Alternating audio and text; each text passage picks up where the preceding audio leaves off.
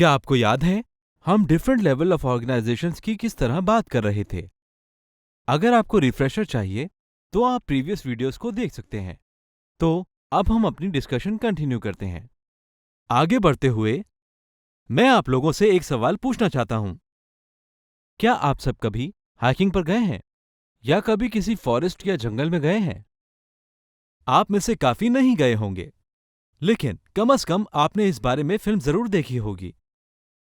क्या आपने कभी नोटिस किया कि फॉरेस्ट में वॉक करने के दौरान अगर कोई शख्स दरख्त का पीस उठाए तो इसके नीचे उसको बग्स, प्लांट्स और कभी-कभी वीड्स भी ग्रो करते दिखते हैं। ये एग्जैक्टली ऐसा है जैसे एक कम्युनिटी होती है। कम्युनिटी या तो बड़ी होती है या छोटी। ये डिफरेंट पॉपुलेशंस का ग्रुप होता है जो कि एक ही एरिया पे साथ रहते हैं, एक ही वक्त में और एक वे में एक दूसरे से इंटरेक्ट करते हैं कि एक का यहाँ जो इम्पैक्ट है वो दूसरे पर पड़ता है।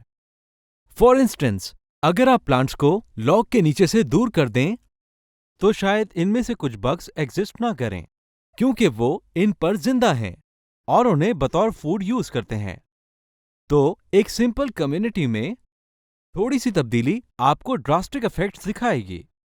एक और मिसाल है, अगर हम उस लॉग को उठाएं और दूर फेंक दें तो इनमें बहुत से बग्स और प्लांट्स बिल्कुल भी एग्जिस्ट नहीं कर पाएंगे क्योंकि वो जिंदा रहने के लिए डार्क और मॉइस्ट कंडीशन पर लॉग के नीचे काउंट करते हैं।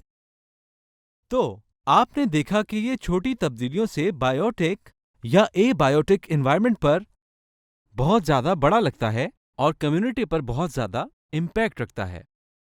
तो क्या आप एक बड़ी साइज की कम्युनिटी का सोच सकते हैं? वो क्या है? यस, फॉरेस्ट एक लार्जर कम्युनिटी हो सकती है जहां डिफरेंट टाइप्स होती हैं प्लांट्स की और एनिमल्स की, माइक्रो ऑर्गेनिजम्स की और फंगाई एटसेट्रा की, जो वहां ग्रो करती है और आपस में इंटरेक्ट करती है। एक पॉन्ड को भी एक लार्ज कम्युनिटी की एग्जाम्पल कहा जा सकता है। अब सेंस बन रहा है और अब आप ये आइडिया समझ रहे होंगे कि आखिर ये कम्युनिटी क्या होती है। इसके साथ हम फाइनल लेवल ऑफ ऑर्गेनाइजेशन पर आते हैं जो कि बायोस्फीयर है।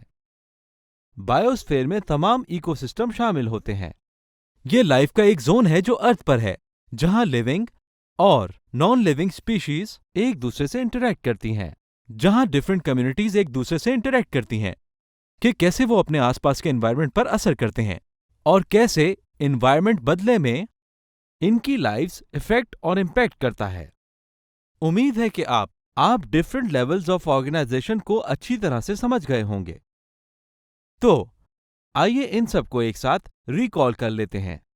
पहले एटम्स और सब एटॉमिक पार्टिकल्स, और फिर हम मॉलिक्यूलर लेवल की जानिब बढ़े, ऑर्गेनल और सेल लेवल, जिसके बाद टिश्यू लेवल है, फिर ऑर्गेन और ऑर्गेन सिस्टम, इंडिविजुअल, पॉपुलेशन और कम्युनिटी लेवल्स, अब फाइनली बायोस्फीयर। हमें उम्मीद है कि आप इन सबको रिकॉल कर सकेंगे और इनके यूनिक डिफरेंसेस को समझ सकेंगे। हम आपसे अब अगली वीडियो में मिलेंगे जिसमें डिटेल में बात करेंगे अबाउट सेलुलर ऑर्गेनाइजेशन।